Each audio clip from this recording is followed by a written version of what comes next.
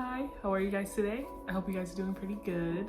I'm doing pretty good myself. I am chillaxing because it's like my day off, but I go back to work tomorrow at 7:15.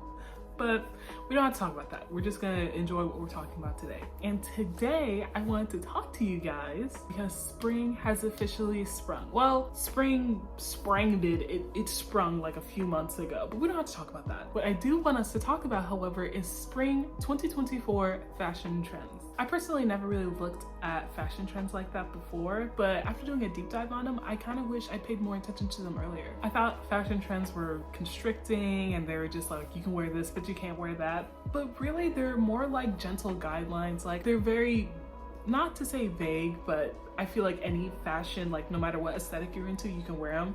Eclectic, grunge, like coquette, like no matter.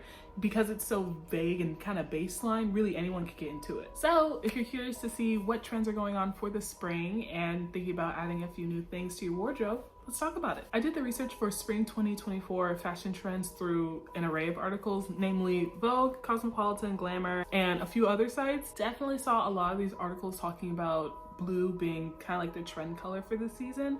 Not necessarily like any sort of blue, but an icy sort of pale blue. I feel like this type of blue is really great because it can pair with any skin tone very nicely. What's really great about this color is that it can be a really fun accent piece, so you can wear it with other neutrals and then have it as an accent, and it can be like a minimalist with a twist.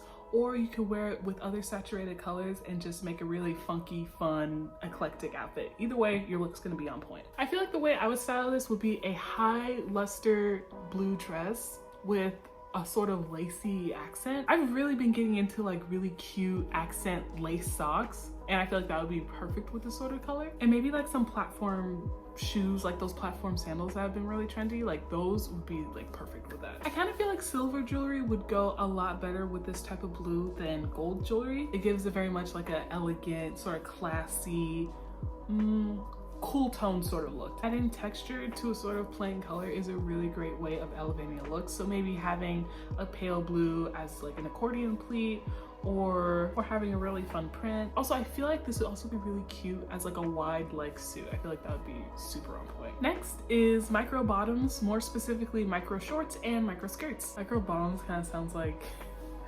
it kind of sounds like a power bottom or like a soft top or something like that. That's what it sounds like, but that's not what we're talking about. I love seeing people with micro bottoms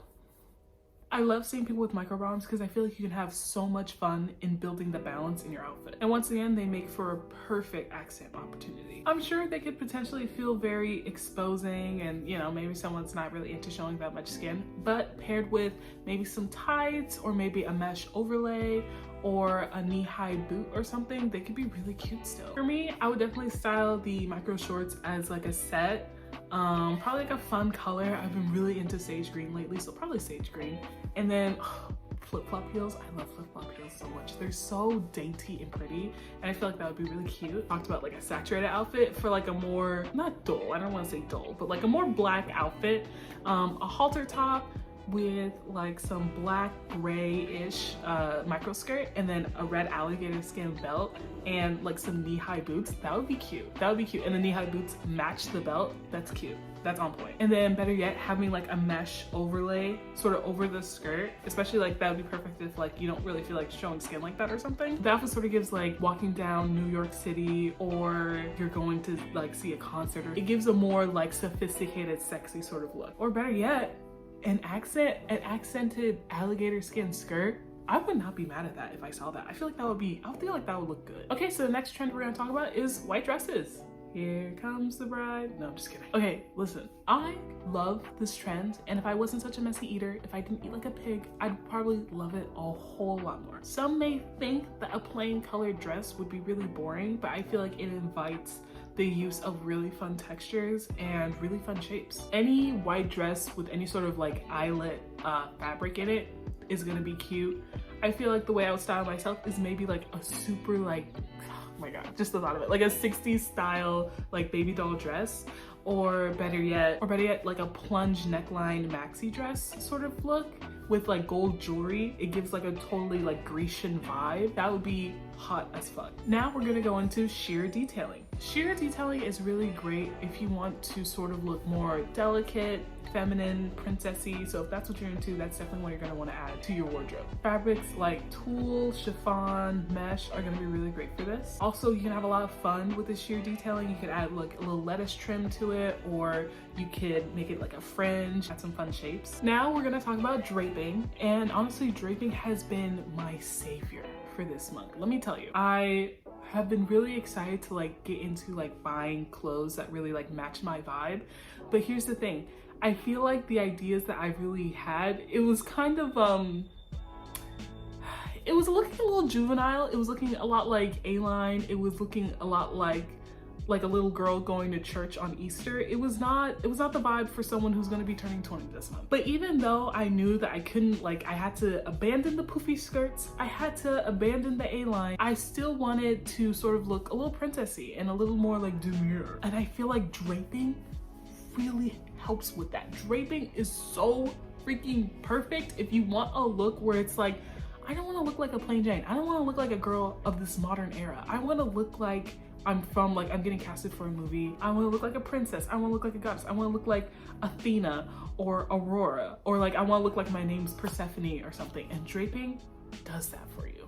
You just want to make sure when you're wearing a lot of draping that it has a nice flow to it and it doesn't look sort of, you know, like a retired woman going to like the senior citizens prom. Because it can kind of look like that if it's too much draping, and if it's not, like if it doesn't have a nice flow to it in the outfit. Draping with like a midi length skirt can look really good. And mostly I prefer draping at the bottom. When draping's like at the bottom and it gives more attention to like your hips and your legs, it can look so perfect. Lastly, but definitely not leastly, we're gonna be talking about shimmer, shine, and the use of high luster fabrics. And let me just say, I feel like everything we've talked about today has been sort of like a hyper feminine sort of vibe, and let me tell you, I am here for it. Love hyper feminine stuff, love it. And honestly, basically anywhere where you have draping or sheer detailing, you can have luster. Luster kind of encompasses everything that we talked about today. You can have it like a high luster micro skirt. It can basically go anywhere on an outfit, and honestly, it should go anywhere. If I see you guys like out and you guys are wearing shimmer and shine outfits, I better be blinded.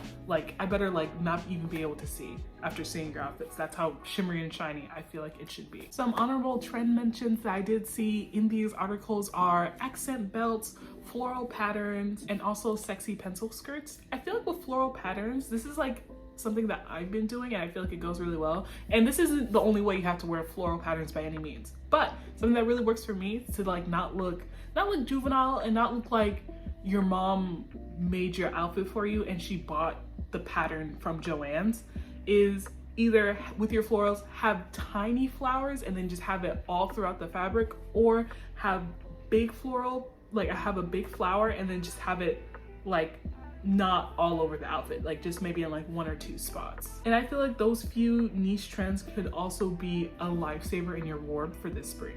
In your wardrobe? I'm sorry, in your wardrobe? No, okay, not in your wardrobe, in your wardrobe this spring. And also, I'm definitely gonna be implementing a lot of these trends in some future events I have coming up. I have my sister's graduation party, and I also have my birthday coming up. So I'll definitely be posting videos showing my outfits and how they reflect on the current spring 2024 trends. But for now, that's all I have for you guys. I really hope you guys enjoyed this video, and if you want help figuring out your aesthetic, I have a video on that. And thank you guys so much for coming. I'll see you guys later.